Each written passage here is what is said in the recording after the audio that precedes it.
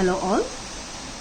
Today in this video we are going to look about synergetic extraction or synergistic extraction and extractions involving crown ethers, cryptands and calixarenes. So coming to synergistic extraction. In a previous video we have seen extraction carried out by chelation. That is, we used ligands in order to extract metal ions. And then we also saw about extractions by solvation. That is, we use some solvent and then we extract it. Consider the chelating ligand donor as HR, which is in the organic phase. And then extraction due to solvation, let the solvent be BORG. Now consider the following reactions. So say metal ion combines with the reagent to form a complex which is soluble in organic phase. This complex later on combines with the solvent BORG to form an adduct MRNBNORG. So here we have used extraction by chelation as well as extraction by solvation. So synergistic extraction is a combination of extraction by chelation as well as extraction by solvation. So let us look at the stabilization factor of this adduct. The stabilization factor is given by beta N, which is the concentration of the adduct divided by concentration of the ligand and concentration of the solvent. Extractions of these type, that is synergic extractions, enhance efficiency. Thereby we can say that compared to chelation extraction and solvation extraction done separately, we do it synergically, which means in a combined fashion, which enhances efficiency. Here we have to see that the ligand donor is more attracted towards the metal ion than the solvent, and hence HR should neutralize Mn plus and B should have less affinity to Mn plus than HR, or else the solvent will become the competitor. We do not want that. We want first the ligand to bind to the metal ion and then the solvent should form the adduct. So we have to bear in mind that maximum coordination number of metal ion should be favorable in such cases. So there are two things. There is a ligand donor and an organic solvent.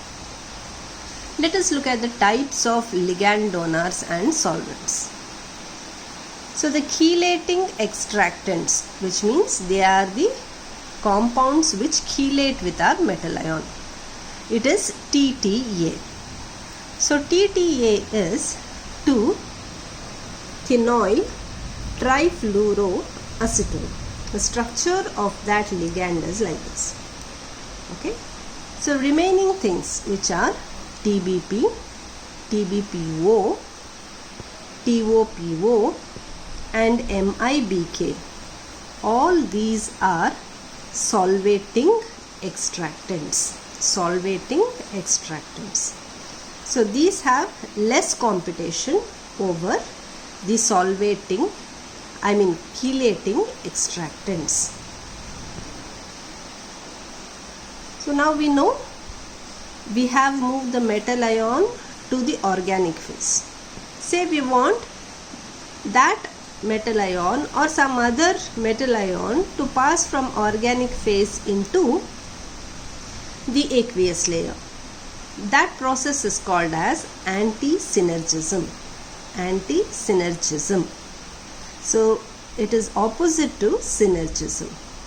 Here the solvent plays the major role. It forms hydrogen bond with the metal ion, and hence it will not be soluble in the organic phase and it will come out into the aqueous phase itself. So far we have seen what is synergistic extraction. Synergistic extraction means it is a combination of extraction by chelation and as well as solvation. Now we shall move on to solvent extraction using macromolecules. You can see here these are the three general representations of macromolecules. So this is called as the podand, it is acyclic. This is corand, which is cyclic, and this is cryptand, which is once again cyclic. So the letters which we have indicated with a D can either be oxygen, sulfur or nitrogen. Oxygen, sulfur or nitrogen. If we have oxygen, we call them as crown ethers. Okay, in cryptands we have oxygen here, but here we are going to have nitrogen atoms. So in this molecule we are going to have CH2, CH2O, ethylene, ether linkages. Ethylene, ether linkages. And a typical example for a cryptand is this: nitrogen, oxygen, oxygen and oxygen atoms with CH2, CH2 bridges everywhere. So it has two oxygen atoms in all the three chains, and hence it is called as 2, 2, 2 cryptand. So how does a crown ether work and what is its nomenclature? How do you nomenclate it? So you can see here we have 1, 2, 3, 4, 5 and 6 oxygen atoms, but in total we are going to have 1, 2, 3, 4, 18 atoms including carbon and oxygen. Therefore it is called as 18 crown 6. We have to observe here there is a gap which is formed inside this crown ether. This is a cavity. Oxygen has lone pair of electrons, therefore it acts as a polar site. So this center is hydrophilic in nature. It is hydrophilic or lipophobic. The outside ring has carbon. It is hydrophobic or lipophilic.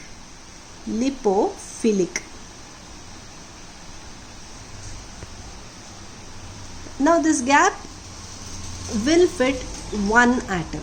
So you can have many other types of crown ethers. You can even have a C6H5 ring here and here, or any other variations are possible, but this acts as a host. The host should fit in the guest. So only those guests which size matches with that of this cavity can fit in here. Say these crown ethers can be effectively used to separate sodium, potassium, calcium, zirconium, molybdenum or vanadium. Depending upon the type of crown ether you are going to use, you can selectively remove them from the particular aqueous solution into the organic phase, because once this comes and sits here, this is going to go to the organic phase, because outside ring is lipophilic, that is it is non-polar in nature, and hence as we know like dissolves like, this will go into the organic phase.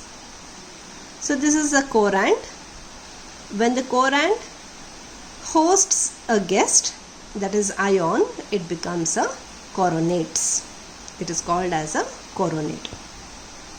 The type of interaction between these two are electrostatic ionic dipole attraction. So it's an electrostatic attraction because you have lone pair of electrons here and you have a positive charge, and it is a dipole attraction. So when it comes to cryptands, this is a cryptand. So this has even bigger size here. Okay, there is a larger size option. This is a 3-dimension. You have to imagine this to be here and these two in one plane. So these can separate ions like nickel, copper, tellurium, lead, cobalt, titanium and uranium. Okay, here we can use solvents as toluene and xylene. So cryptands host these ions to give a cryptate. So next type of macromolecule is calixarene. Calixarenes are supramolecular compounds. They have 3-dimensional arrangement. We cannot draw them on a white piece of paper. So because it is a large molecule, it can host a larger ion so that you'll have more selectivity there. Okay. So we have seen today what are macromolecules which are used in solvent extraction. They are crown ethers, cryptands and calixarenes. Along with that, we have seen what is synergistic extraction. In the coming videos, we will discuss about applications and solid phase extractions. Thank you.